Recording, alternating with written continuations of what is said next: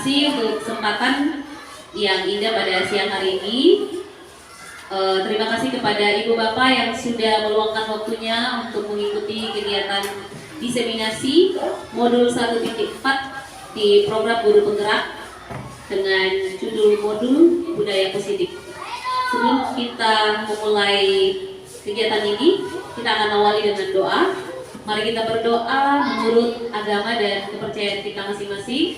Pada kesempatan kali ini, saya akan pimpin menurut ajaran agama Kristen dan yang lain boleh menyesuaikan. Berdoa mulai.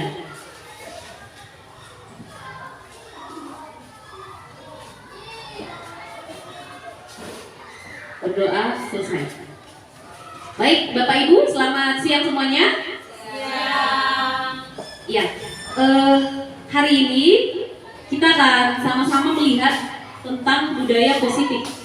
Nah, budaya positif ini sebenarnya sudah banyak yang kita lakukan di sekolah, namun ada beberapa yang akan kita pelajari sama-sama mana posisi kita dalam budaya positif tersebut. Kali ini kita akan lihat, saya akan mendiseminasikan modul 1.4 budaya positif di SD Negeri 01 Manokwari. Nah, Bapak Ibu, pada kesempatan kali ini ada 6 konsep yang akan kita lihat sama-sama. Yang pertama adalah perubahan paradigma belajar. Yang kedua, disiplin positif. Yang ketiga, kebutuhan dasar manusia. Yang keempat, motivasi perilaku manusia. Yang kelima, posisi kontrol dan restitusi. Dan yang keenam, segitiga restitusi. Mari kita lihat sama-sama. Kita lihat satu-satu. Perubahan paradigma belajar. Bapak Ibu, kalau dulu kita mengajar, biasanya kita akan menargetkan apa yang akan kita capai pada siswa. Kita belum memperhatikan apakah anak ini mampu atau tidak. Kita akan tetap memberikan suatu materi dan anak itu harus menuntaskan pelajaran tersebut. Nah, di perubahan paradigma belajar kali ini, pembelajaran dirancang berdasarkan prinsip yang berdiferensiasi, sehingga setiap siswa belajar sesuai dengan kebutuhan dari perkembangannya untuk mewujudkan profil pelajar Pancasila. Bapak Ibu masih ingat apa saja profil pelajar Pancasila? Masih? Masih. Beriman dan bertakwa pada Tuhan Yang Maha Esa. Lalu berkebinekaan global, mandiri, gotong royong, kreatif, dan berpikir kritis. Nah, dalam perubahan paradigma belajar inilah yang akan kita wujudkan untuk profil pelajar Pancasila. Mari kita lihat sama-sama untuk disiplin positif. Pelopor pendidikan Bapak Ki Hajar Dewantara menyatakan bahwa untuk mencapai kemerdekaan atau dalam konteks pendidikan kita saat ini, untuk menciptakan murid yang merdeka, syarat utamanya adalah harus ada disiplin yang kuat. Nah, disiplin yang dimaksud adalah disiplin diri. Disiplin diri yang memiliki motivasi internal. Motivasi internal itu motivasi yang berada dari dalam diri kita sendiri. Jadi ada orang yang melakukan pendisiplinan dirinya sendiri itu karena berasal dari dalam dirinya. Jika kita tidak memiliki motivasi dari dalam diri atau tidak memiliki motivasi internal, maka kita memerlukan pihak lain untuk mendisiplinkan diri kita. Nah, itu yang disebut sebagai motivasi eksternal karena berasal dari luar dan bukan dari dalam diri kita sendiri. Nah, Bapak Ibu, kalau menurut Bapak Ibu, apa yang dimaksud dengan disiplin?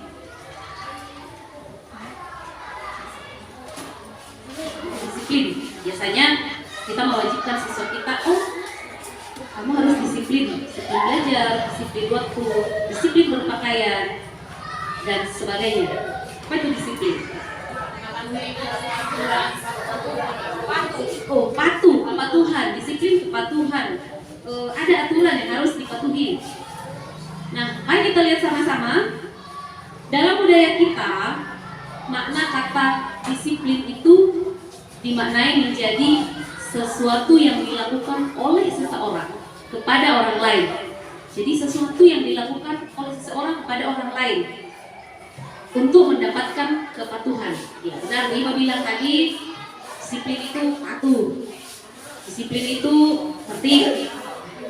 Kata disiplin cenderung dihubungkan dengan ketidaknyamanan. Ya, biasanya kalau ada anak yang merasa bahwa kalau saya menggunakan seragam itu sepertinya saya kurang nyaman.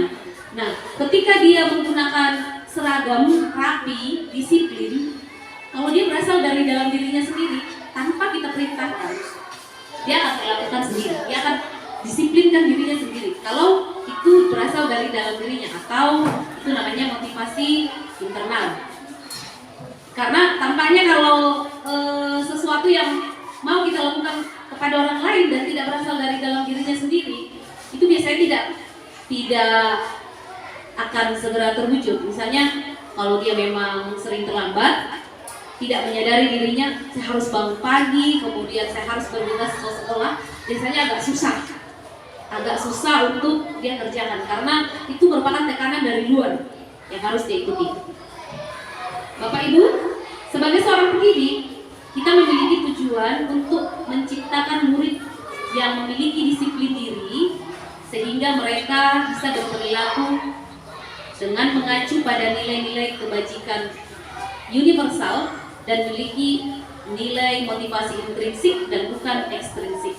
Jadi nilai-nilai universal saat ini bisa dengan profil pelajar Pancasila tadi, seperti kebinekaan global, beriman dan bertakwa kepada Tuhan Yang Maha Esa, dan seterusnya. Kemudian, kalau untuk disiplin positif, ini adalah salah satu cara penerapan yang bertujuan untuk menumbuhkan kesadaran serta memberdayakan anak untuk melakukan sesuatu tanpa paksaan, tanpa ancaman, sogokan, ataupun hukuman. Jadi itu yang disebut disiplin positif. Kalau yang kita mungkin lihat sehari-hari, yang kita mungkin sudah lakukan, itu masih disiplin secara umum. Nah, yang kita mau lihat di sini bagaimana disiplin positif itu. Karena disiplin positif itu harus dilakukan tanpa paksaan. Jadi harus berasal dari diri anak-anak, dari dalam diri, baik anak-anak maupun kita sendiri. Jadi orang yang melakukan disiplin positif itu, kalau dia berasal dari luar, dia hanya memiliki motivasi eksternal, bukan motivasi intrinsik, bukan dari dalam dirinya. Baik, mari kita lihat selanjutnya. Nah, untuk mewujudkan disiplin positif itu, kenapa ada orang yang biasanya melanggar aturan atau perilakunya berbeda, meskipun sudah disiplinkan, perilakunya begitu-begitu saja? Menurut Dr. William Glasser, ada 5 kebutuhan dasar manusia. Kalau di kami di ekonomi biasanya 3 kebutuhan pokok, sandang, pangan, dan papan. Nah, ini 5 kebutuhan dasar yang harus dipenuhi oleh setiap manusia. Yang pertama, kebutuhan bertahan hidup. Kebutuhan bertahan hidup itu seperti kita butuh makan, kemudian kita butuh tempat tinggal, kita butuh pakaian, berhubungan dengan kebutuhan secara pribadi. Nah, kalau ini tidak terpenuhi, ini akan berdampak juga untuk pelaksanaan disiplin positif. Misalnya, di rumahnya terkendala pagi ini tidak ada air, ya, tidak ada air atau belum sarapan, harus cari kayu bakar dulu. Kemudian setelah sampai ke sekolah, kita lihat dia terlambat. Ada kebutuhan yang belum terpenuhi sehingga membuat dia tidak disiplin hari itu juga. Itu kebutuhan dasar, kebutuhan bertahan hidup. Kemudian yang kedua, kebutuhan kasih sayang dan rasa diterima.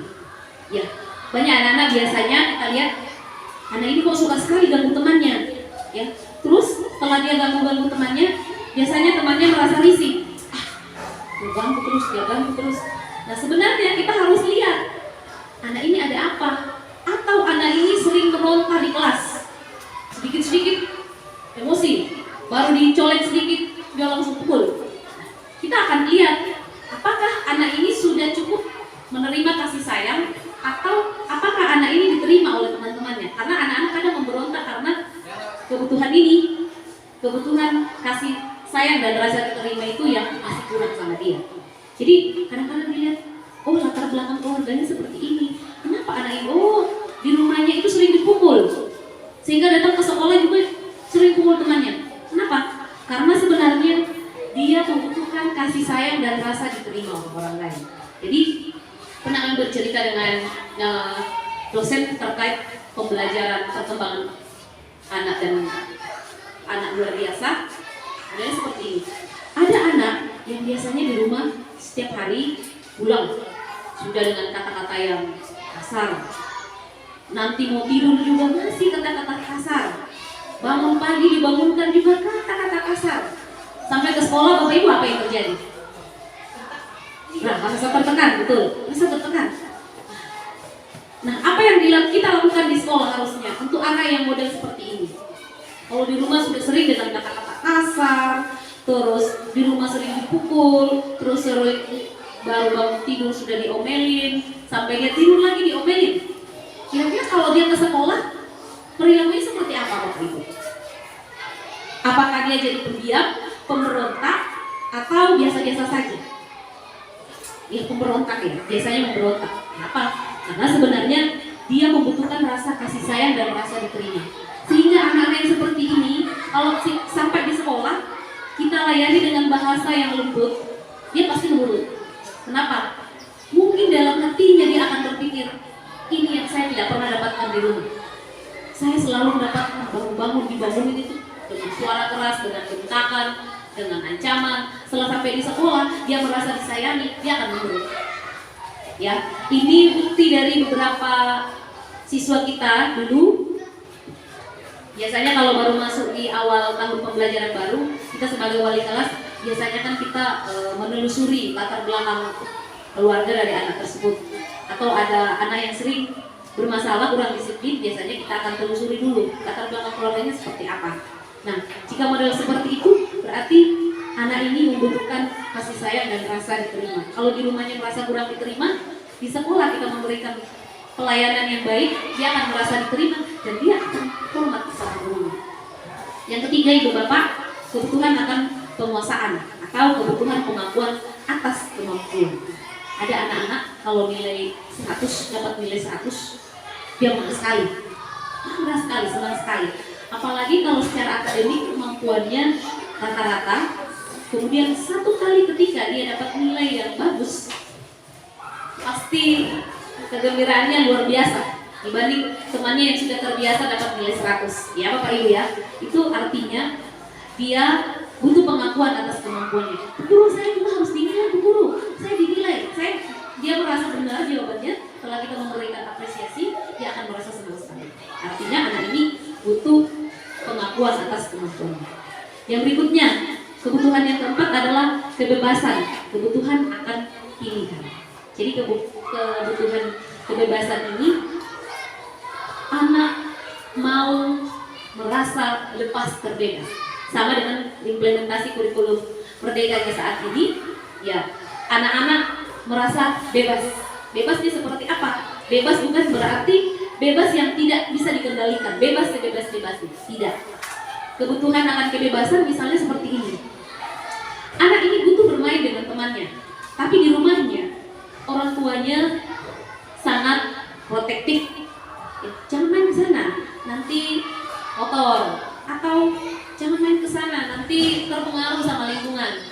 Nah, anak-anak seperti ini modelnya ketika dia ada di dalam kelas, duduk di dalam kelas, dia akan selalu merasa tertekan karena tidak pernah diberi kebebasan. Ketika dia sampai di kelas, bisa saja dia merindukan untuk bermain dengan siapa saja di halaman sana karena dia merasa di rumahnya tidak bebas. Jadi kita juga manusia, bukan hanya siswa, kita juga punya rasa kebebasan, ya. Ibu-ibu mungkin yang banyak pekerjaan di rumah, saya yakin pasti butuh refreshing untuk jalan-jalan ya. Iya nih ya, betul ya? Ya. Kenapa? Karena manusia itu butuh kebebasan. Ya kalau bosan sudah setiap hari di rumah itu saja, dia butuh untuk refreshing. Nah, ada kaitannya dengan ini. Yang kelima, kita butuh kesenangan. Senangan, ya. Implementasi kurikulum merdeka, kemudian menurut filosofi Ki Hajar Dewantara bahwa kita hanya menuntun lakunya anak. Kita tidak bisa memaksakan, kita hanya menuntun sesuai dengan kodrat alam dan kodrat zamannya. Jadi anak-anak mengikuti perkembangan zaman. Dalam kita menuntun anak-anak, kita juga mengikuti perkembangan zaman, ya Bapak Ibu. Nah, 5 kebutuhan inilah yang turut mendukung pelaksanaan budaya positif. Jadi kalau ada salah satu di antara ini yang bermasalah atau kurang pada anak-anak, maka penerapan disiplin akan pengaruh dengan ini, kebutuhan dasar itu. Selanjutnya kita mau lihat masuk ke disiplin keempat, motivasi perilaku manusia. Jadi ini lebih ke anak-anak biasanya. Anak-anak akan melakukan sesuatu karena biasanya mengharapkan sesuatu. Ada yang kita harapkan. Yang berikutnya, penghargaan itu menghukum dengan sistem ranking. Jadi kalau dia selalu diberi penghargaan, dia akan merasa, aduh, kali ini saya tidak dapat, berarti saya ini merasa bersalah ya. Tidak dapat lagi saya, kemarin-kemarin saya dapat, tapi kali ini tidak. Kemudian yang terakhir adalah merampas hak menghargai dirinya sendiri. Dia selalu merasa gagal. Kalau tidak dapat itu, selalu merasa gagal karena tidak pernah dapat hadiah. Saya tidak pernah dapat hadiah. Mari kita lihat, kalau ini konsep disiplin dengan identitas gagal, kita lihat yang konsep identitas sukses. Ada namanya konsekuensi dan ada namanya restitusi. Bapak Ibu, kalau dia konsekuensi itu jangka panjang. Apa itu konsekuensi? Konsekuensi itu artinya kita mengingatkan kembali apa yang kita sudah sepakati tadi, kita ingatkan kembali, sehingga itu juga masih penguatan tapi sifatnya jangka pendek. Kemudian kalau kita menetapkan konsekuensi, kita perlu memonitoring keberlanjutannya, apakah ini bisa berlanjut atau tidak. Kalau kita mengingatkan kembali, kemarin kita sudah buat kesepakatan kelas seperti ini, apakah kamu masih ingat? Ketika kita melakukan ini, kita harus tetap melakukan monitoring secara berkelanjutan. Kemudian konsekuensi itu, murid menghormati peraturan karena merasa dia telah membuat peraturan itu bersama-sama. Jadi dia merasa, oh iya, ini adalah kesepakatan bersama. Kemudian yang berikutnya, kehilangan waktu untuk merenungi kesalahannya. Jadi kalau kita tetapkan, kita terapkan konsekuensi, dia tidak selalu merasa rendah diri bahwa, aduh, kok saya salah terus, ya. Dia tidak akan merenungi itu, tapi dia mengingat kembali apa yang telah disepakati bersama. Saya akan ingat, oh perjanjian saya seperti ini, kita sudah berjanji di kelas membuat kesepakatan seperti ini. Kemudian konsep identitas yang sukses lagi untuk motivasi disiplin positif adalah murid bertanggung jawab untuk perilakunya. Mengapa bertanggung jawab? Karena merasa saya yang kemukakan itu dari dalam diri saya yang mengemukakan bahwa inilah yang perlu disepakati bersama, dilaksanakan bersama. Kemudian yang berikutnya, fokus pada pemecahan masalah jangka panjang. Nanti kita akan lihat bagaimana sebuah masalah diselesaikan dengan segitiga restitusi. Kemudian ada teori kontrol. Dia akan memegang teori pada dirinya sendiri. Dia akan tahu, oh kalau saya seperti ini, berarti itu melanggar kesepakatan kelas yang kami telah buat. Dan yang terakhir, murid bersemangat memperbaiki kesalahannya. Kita tidak perlu menghukum. Kita cukup mengingatkan kembali konsekuensi apa dari kesepakatan bersama yang telah kita kerjakan. Selanjutnya, ini harusnya tadi kita lihat dulu apa itu restitusi. Saya sudah jabarkan di depan. Restitusi itu adalah proses menciptakan kondisi memperbaiki kesalahan mereka sehingga mereka bisa kembali pada kelompok mereka dengan karakter yang lebih kuat. Ini menurut pendapat dosen tahun 2004. Jadi restitusi adalah kondisi memperbaiki kesalahan, bukan menghukum. Kalau yang tadi kita sudah lihat sama-sama bahwa menghukum itu ada dampak-dampaknya. Kemudian ciri-ciri restitusi bukan menebus kesalahan. Kemarin saya begini, jadi saya harus sebesar ini. Dan yang kedua, memperbaiki hubungan. Jadi kalau misalnya dia rasa kemarin dihukum, merasa dendam sama gurunya, restitusi, nanti dia akan merasa baik kembali. Kemudian tawaran bukan paksaan.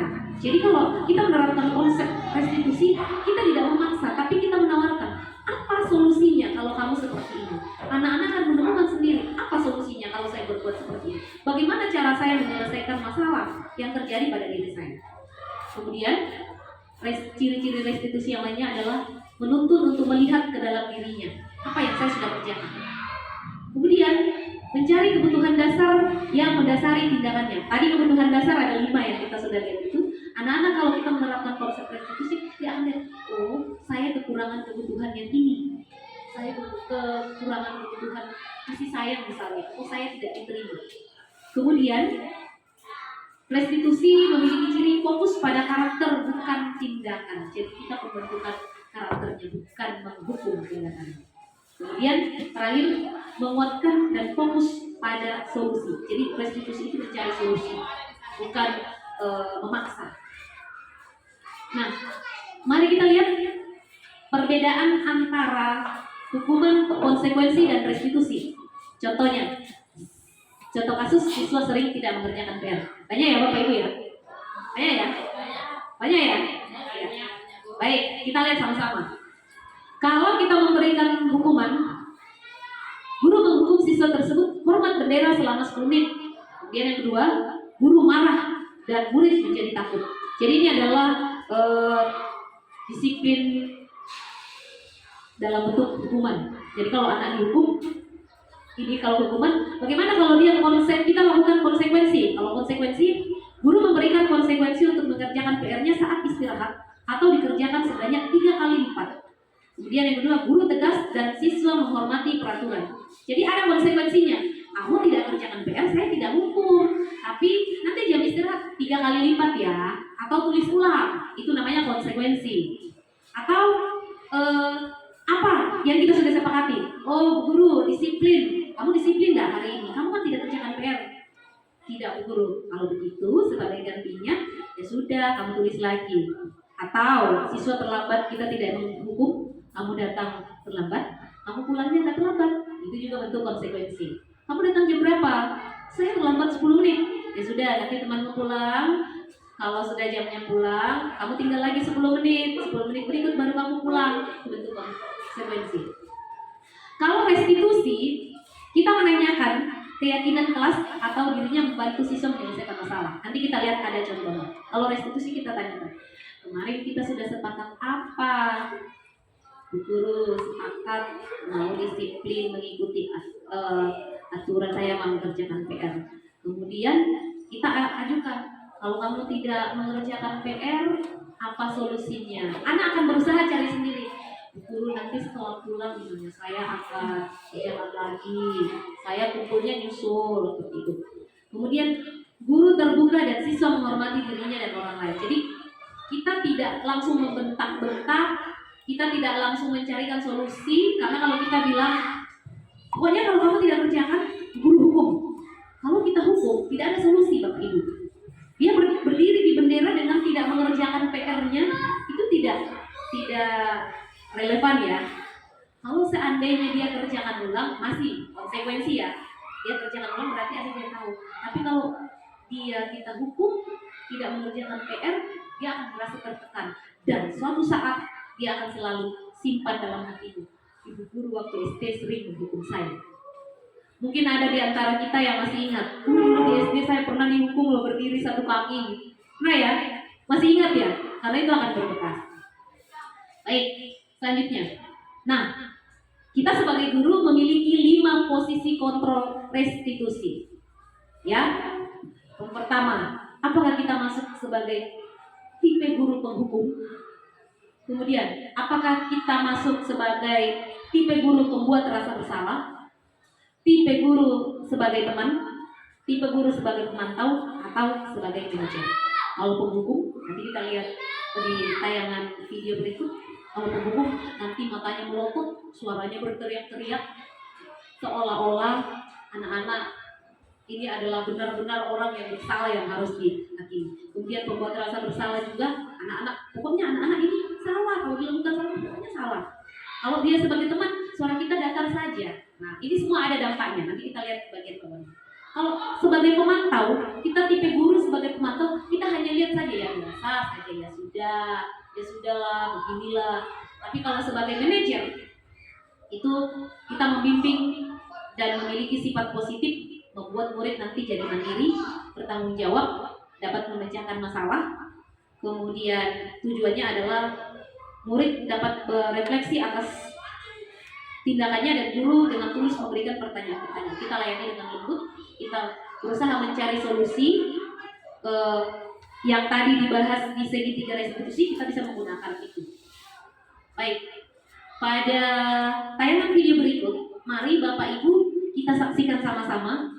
Kita berada pada posisi kontrol yang manakah dengan tayangan video berikut.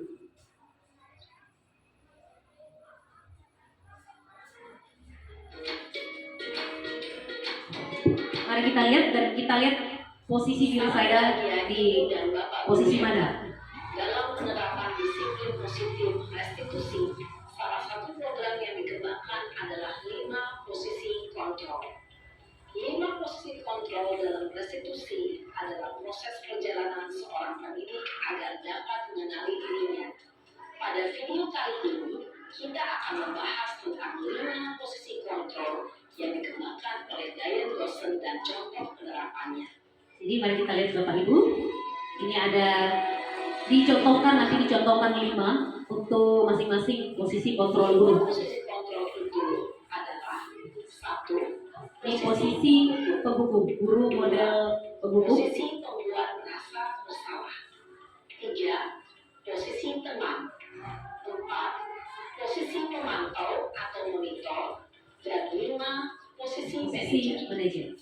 Untuk lebih memahami 5 posisi tersebut, mari kita saksikan kasus Naren. Nah, ini sering terjadi nih, kasus terlambat. Di sekolah. Dan ini dicontohkan oleh Naren. Posisi kontrol dalam menghadapi masalah tersebut. Mari kita simak sama-sama dulu Bapak. Ini adalah posisi penghukum.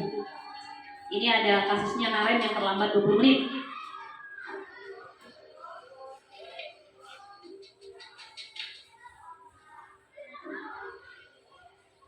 Naren! Sini kamu! Selalu terlambat. Kamu deh, pasti terlambat. Saya Apa? Apa coba? Ini tipe guru penghukum ya. Kapan sih kamu tidak terlambat? Malas sekali ya kamu jadi anak. saya Dasar pemalas. Kamu kapok sih kamu. Sudah berapa kali terlambat? Sana, kamu keliling lapangan basket 2 kali. kenapa saya harus keliling lapangan basket, Bu? Kenapa? Kamu melawan ibu. Berani-beraninya jawab. Sudah terlambat, masih berani jawab pula. Sekarang, keliling lapangan basket Ini dihukum 5 kali sekalian. keliling lapangan Biar basket kapok. 5 kali biar kapok. Pergi sana ke lapangan basket. Posisi penghukum biasanya berbicara dengan nada tinggi. Nada tinggi, menghardik, menunjuk-nunjuk, bahkan berkacak pinggang. Bisa berupa fisik maupun psikis. Hukuman verbal dengan ucapan-ucapan kita. Hebat. Dampak yang terjadi pada Nah, ini dampaknya jika kita berada pada posisi penghukum. adalah Murid menjadi pendendam, bahkan tidak menyukai guru atau mata pelajaran yang diampuni. Nah, ini yang kedua, posisi pembuat merasa bersalah. Tipe guru yang posisikan dirinya membuat rasa bersalah sama anak-anak. Naren!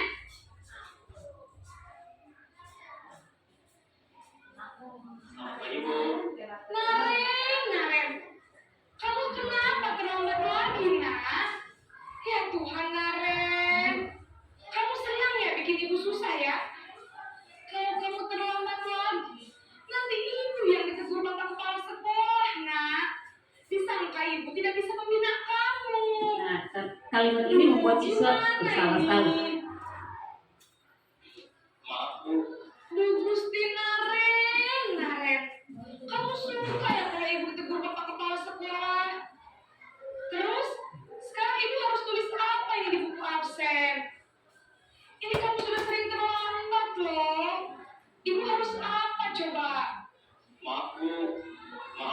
sekali. Ya sudah, lain kali jangan bikin ibu susah lagi ya nak ya. Ibu tidak akan kuat lagi kalau kamu begini terus. Bisa jantungan kalau ibu tegur bapak kepala sekolah. Sana cepat ke kelas. Maaf ya Bu. Maaf. Tadi ini tidak dihukum tapi dia pada posisi pembuat rasa bersalah. Posisi pembuat rasa bersalah berbicara dengan nada tenang, cenderung lembut, namun kata-katanya Ya, suaranya lembut tapi kata-katanya menyalahkan murid. jadi orang yang gagal, memandang buruk dirinya sendiri, merasa tidak berharga, dan tidak sanggup membahagiakan orang lain. Ketika guru mengambil posisi pembuat rasa bersalah, Dampaknya. dia akan menganggap dirinya yang bersalah. Ya, ini yang kita lihat tadi, identitas masuk di identitas gagal. Dirinya. Anak menjadi rendah diri dan merasa tidak punya harga diri. Nah, ini kalau posisi teman. Jadi selain penghukum, pembuat rasa bersalah, ada juga namanya posisi teman, memposisikan dirinya sebagai teman murid.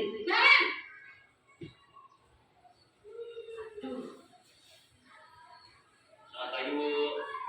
Wah, sudah jam berapa ini nak? Terlambat lagi ya sayang. Iya Bu. Habis ibu saya belum membangunkan saya Bu.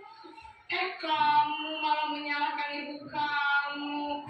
Kamu bukannya anak yang larinya paling kencang. Kok terlambat sih? Iya Bu. Saya memang terlambat bangun tadi. Jadi biarpun saya lari kencang, tetap gak kencang Bu. Ya sudah sana. Nanti lain kali larinya lebih kencang lagi ya. Biar gak terlambat lagi. Bikin senang ibu. Demi ibu. Bisa kan? Bisa lah Bu. Ini tipe dijadikan dirinya sebagai teman. Ibu beresin urusan absen kamu. Kamu ini ada-ada saja. Dalam posisi teman, guru berbicara dengan nada suara Ramah, suaranya ramah. cenderung Kalau di posisi bersedang teman, untuk menjaga cenderung gurau untuk menghangatkan suasana. Rasa senang, aman, dan akrab dengan guru. Identitas yang tercipta adalah identitas sukses atau berhasil. Ini juga sukses, tapi nanti kita lihat sama-sama. Ingat, karena ini masih dorongan eksternal, maka Ini masih bagian dari eksternal, ya, bukan intrinsik ya tadi. absennya, sehingga di lain waktu murid bisa berperilaku baik, namun hanya kepada orang-orang tertentu saja. Yang keempat, posisi pemantau atau monitor.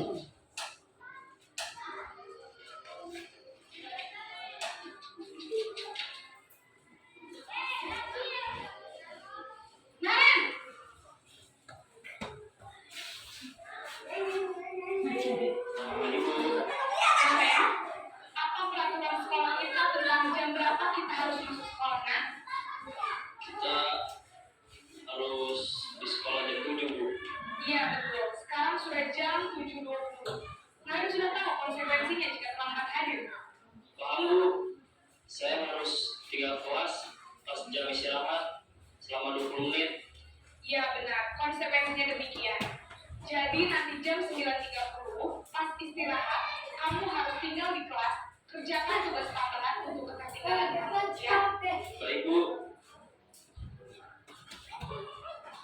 Posisi pemantau mengandalkan penghitungan. Ini perhitungan atau data untuk mengontrol murid.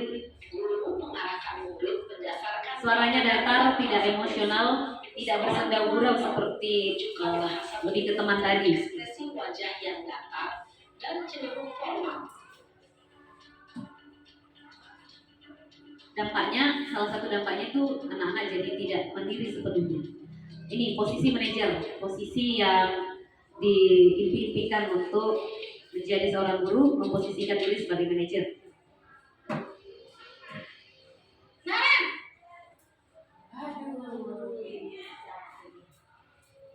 Selamat pagi Bu. Selamat pagi Naren. Maaf Bu, saya terlambat. Iya, sekolah masuknya jam 7, sekarang sudah jam 7.20. Jadi sekarang bagaimana ini Naren? Maaf Bu, saya lupa setel alarm saya semalam. Baiklah, menurut kamu, keyakinan sekolah yang mana yang perlu kamu tingkatkan? menghargai diri sendiri dan orang lain mungkin ya Bu. Setuju. Jadi, apakah Naren meyakini prinsip saling menghormati tersebut? Iya Bu, saya meyakininya. Apakah Naren bersedia memperbaiki masalah keterlambatan ini? Bersedia Bu. Bagaimana kamu akan memperbaiki masalah keterlambatan ini? Saya akan coba untuk tidak lupa menyetel alarm saya Bu. Baik, kalau Naren lupa menyetel alarm di rumah, ada orang yang kira-kira bisa bantu mengingatkan tidak? Ada Bu, kata saya, Kak Emma. Ada lagi selain KM? Ibu saya. Baik, jadi yang mengingatkan Naren adalah Kak Emma dan ibu kamu ya.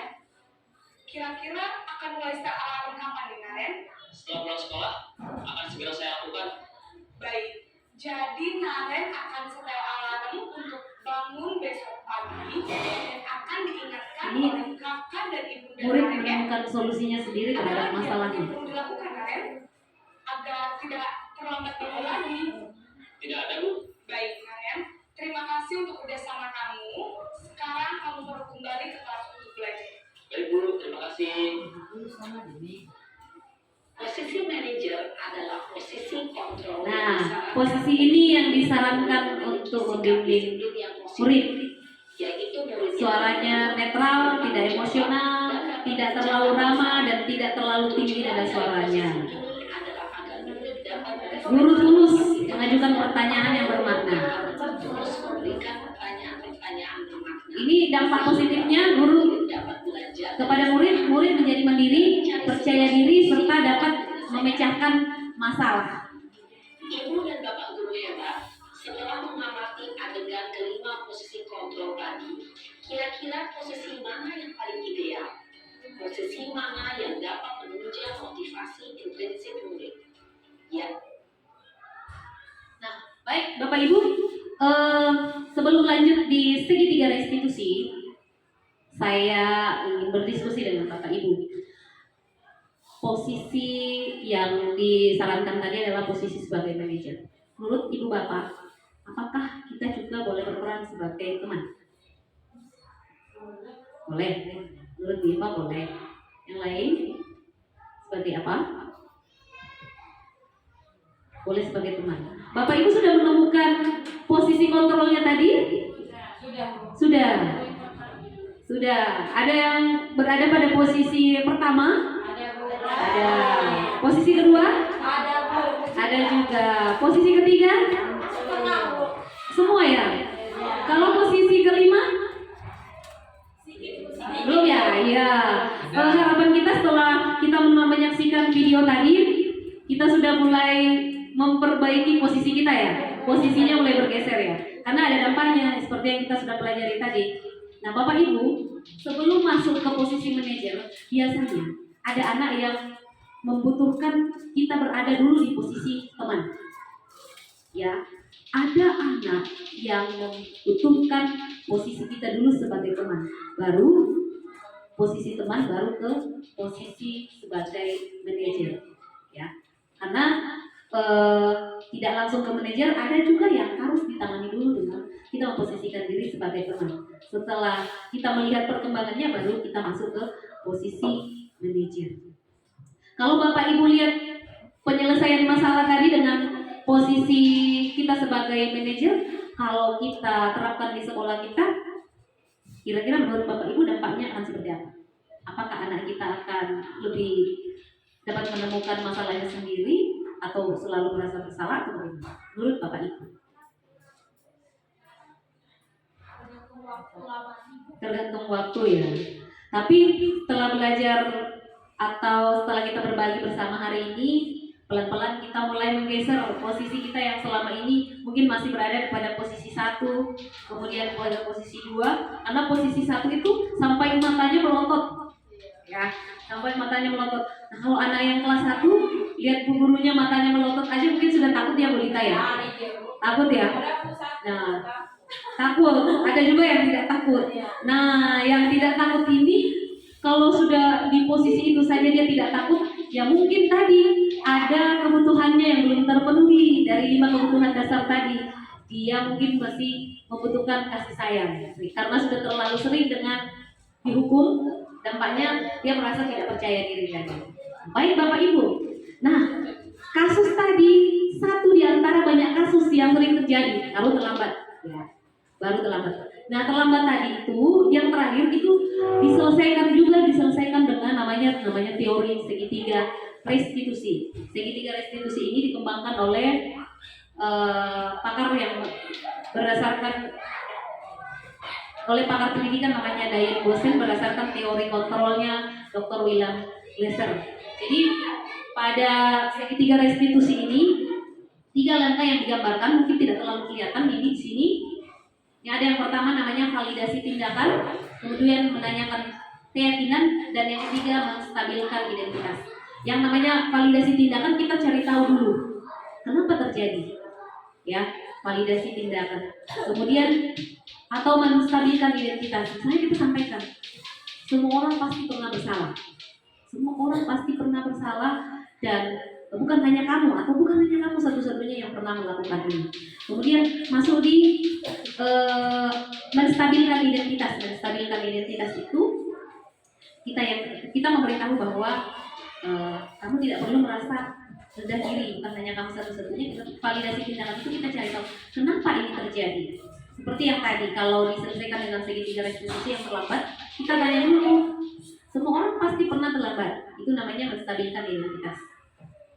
Kalau pagi misalnya ada yang terlambat, kita sampaikan semua orang pasti pernah terlambat. Saya biasa sampaikan di siswa saya, kita pasti pernah terlambat. Alasannya banyak. Mungkin pada saat kita dalam perjalanan kendaraan kita mogok. Mungkin ketika kita mau berangkat ke sekolah, tiba-tiba kita gangguan kesehatan. Itu namanya menstabilkan identitas. Kemudian kalau masuk di validasi tindakan, kita sampaikan apa yang menyebabkan kita seperti ini. Kenapa kamu terlambat? Nah ini biasanya sudah sering kita lakukan tanpa kita sadari. Biasanya kita tanya anak, kenapa terlambat? Ya, tapi diingat lagi tadi tipenya kita. Kalau kita sampaikan jangan tipe yang seperti tadi suaranya besar, kenapa terlambat? Nah, nanti masuk di tipe yang menghukum lagi. Ya, naren ya. Kalau namanya naren ya. Kalau namanya misalnya darer ya. Kemudian validasi tindakan. Kemudian yang terakhir itu kita tanyakan keyakinan kelas. Kalau kita sudah sepakat di awal kita masuk jam berapa. Nah, kalau di sini kan ada tata tertib. Kita masuk jam berapa? Sebenarnya segitiga restitusi ini sudah sering kita lakukan, namun kita belum tahu namanya. Itu segitiga restitusi. Dengan memposisikan diri sebagai manajer tadi. Suaranya tidak mencak-mencak, kemudian matanya tidak melotot. Lalu kita sampaikan dengan suara yang tegas, bukan juga suara yang datar. Karena kalau suara datar, kesannya nanti anak-anak akan merasa, itu teman saya. Baik Bapak Ibu, ada satu praktek segitiga restitusi yang saya sudah lakukan di kelas saya pada video berikut. Nah ini siswa saya bernama Joanna terlambat masuk kelas selama kurang lebih 15 menit. Mari kita simak bersama. Lengkap nanti dengan penyelesaiannya dengan konsep segitiga restitusi.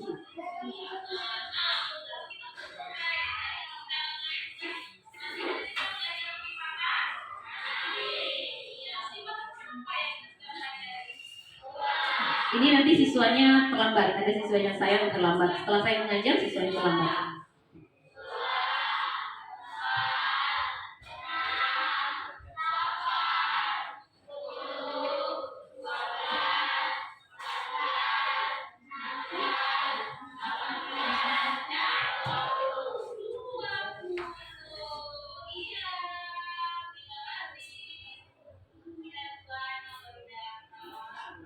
Ini siswa saya terlambat.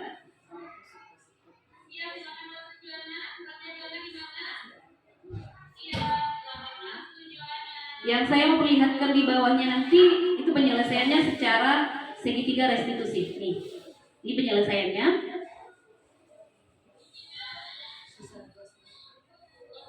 Yang pertama ini saya menstabilkan identitas.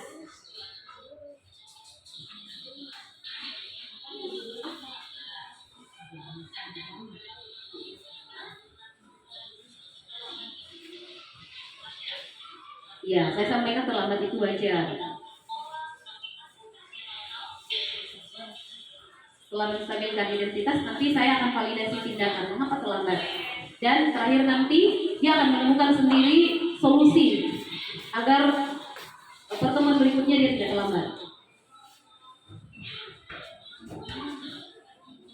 Nah, ini saya sudah tanyakan mengapa terlambat. Ini sudah validasi tindakan.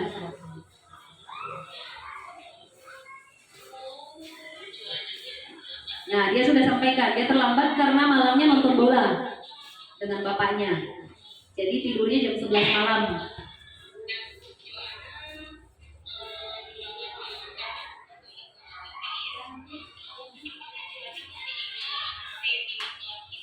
Nah, ini sudah yang penyelesaian yang ketiga, mengingatkan kembali ya, apa keyakinan kelas kami datang tepat waktu.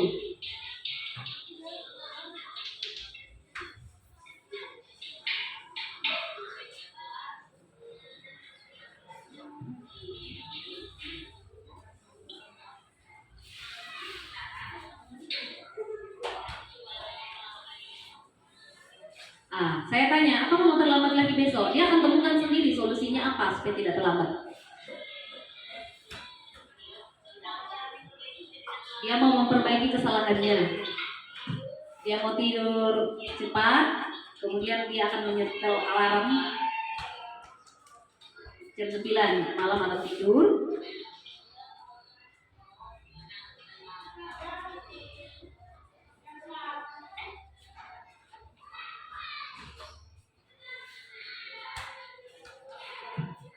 Iya.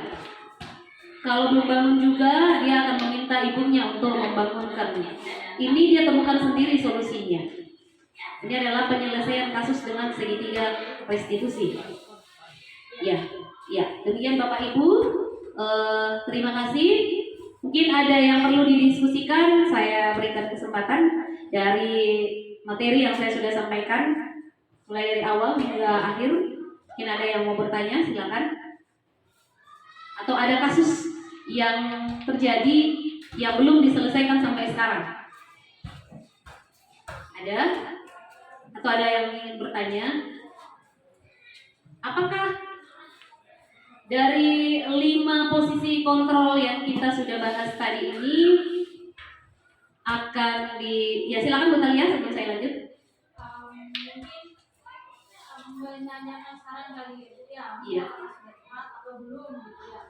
Kalau untuk siswa saya yang terlambat, biasanya saya nggak hukum gitu. Iya. Tapi selalu saya ingatkan, bagi siapa yang terlambat, kalau tentunya tidak bisa perkalian, Iya. saya suruh perkalian. Kira-kira sebagai kontrolnya itu adalah di kontrol yang mana ya? Ibu kembali ke konsekuensi ya, konsekuensi. Nah, sehingga kalau ibu mau terapkan konsekuensi, langkah awal adalah buat kesepakatan kelas. Buat kesepakatan kelas sehingga ibu nanti akan berada pada posisi manajer karena ibu akan mengingatkan kembali. Kalau ibu sudah melakukan konsekuensi seperti itu, jika tidak dihukum, dia akan mengapakan lagi ya Bu ya? Ya, seperti itu. Jadi kalau seperti itu buat kesepakatan kelas, sehingga jika dia tidak melakukan itu, ibu bisa mengingatkan kembali apa kesepakatan yang kita sudah buat bersama. Kalau sudah diingatkan kembali, dia akan temukan solusinya sendiri. Itu dari Ibu Talia. Bapak Ibu yang lain, ada yang perlu didiskusikan bersama? Bu Novel? Ada siswanya yang mungkin belum diselesaikan secara restitusi?